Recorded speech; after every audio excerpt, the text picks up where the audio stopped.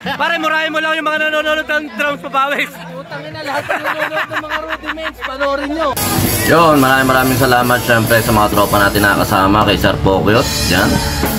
Salamat sa pa-event po kagabi sa Tinejeros Bolila. Napaka-solid shoutout syempre sa Cloud Studio, tsaka yung sa vape shop ni Boss Pokyot, at tsaka sa probinsyaano niya. Yan.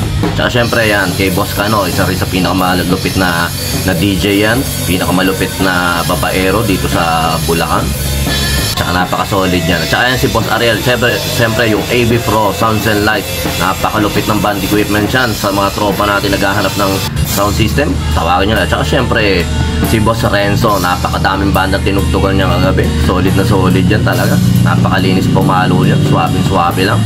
Tsaka siyempre si Pito, yun, napaka-idol natin to. Yan, salamat siyempre sa banda ng Hiraya, sa mga nakainuman natin kagabi ito. Siyempre yung drummer ng Bondahon, supportahan nyo, may gig sila mamaya. Kita tayo rito sa Platte, sa Boss K, siyempre kay Boss SP, tsaka siyempre itong balang band ng Perla. Tsaka shoutout siyempre sa Hardcore Tattoo, tsaka siyempre kay Kevin. Yan, siyempre nandito rin si idol natin. At saka yan nga pala, nakita ko kagabi, tagal kami di nagkita niya. Yun yung may utang sa akin na nirenta yung sounds, yung rhythm section ko. Yan yung magkapatid na yan, yung nakaitim. Yan si Axel, sa tagal na ng utang sa akin, di binayaran, makapal na mukha. Tapos parang wala lang yung nangyari. Di man lang ni sorry yan, wala eh. Sa tagal sa mga bata dyan, ang ma-share ko lang sa inyo, huwag nyo sisirain yung pangalan nyo. Pwede kayong gumawa ng katarantaduhan, tandaan nyo, makikita-kita tayo sa lahat ng event. Mahaba ang panahon natin dito, lalo na sa eksena dito sa Bulacan. Kumuha ka ng katarantaduhan sa isang papamanda mo. Sige, sabihin mo na anuhan mo na, sige, naisahan mo, kagaya ko, naisahan nyo ako, hindi nyo ako nabayaran sa nirenta yung band equipments. Pero balang araw makikita pa rin tayo. Yung hiya na lang ba naman na yun, at saka yung opportunity na sana lagi namin kayo naisasama sa mga event. Ang ginawa nyo, binaliwala nyo yung mga ganun.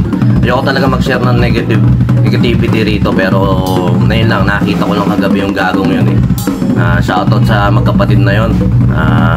Kung nasaan mo kayo, magaling kahit yung talent nyo na yan, sige, magaling kayo, pero yung pagtatarantado nyo, lalo na sa mga nagtitiwala sa inyo, iayos nyo buhay nyo.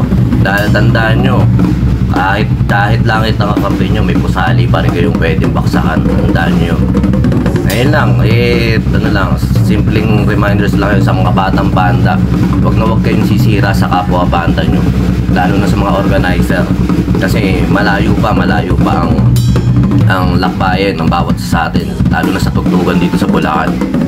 Ngayon lang, pakikisama at saka syempre yung respeto, kahit wag na respeto eh, yung ano na lang, yung kapal ng mukha at hiya na lang na kailangan pa ba na ipopost pa ba kayo.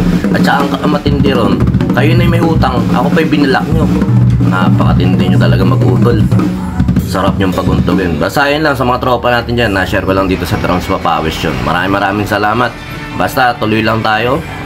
Nag-share lang ng konting negativity, pero basta sa mga tropa natin dyan, tuloy lang tayo sa pagpapawis, pagda-drums natin. Binuhos ko lang yung galit ko kanina. Yun, shoutout nga pala to sa idol natin na drummer kay Boss Hepe. Sa mga tropa natin dyan, supportahan nyo rin. Nagbebenta rin siya ng kung ano-ano sa auction, mga guitar amp, mga ampli. Solid din yan, napalupit din ng bandang Patricio Band. Yun, supportahan nyo page nila. Kontakin nyo rin po sila sa mga upcoming events nyo. Napaka-solid na banda nyan.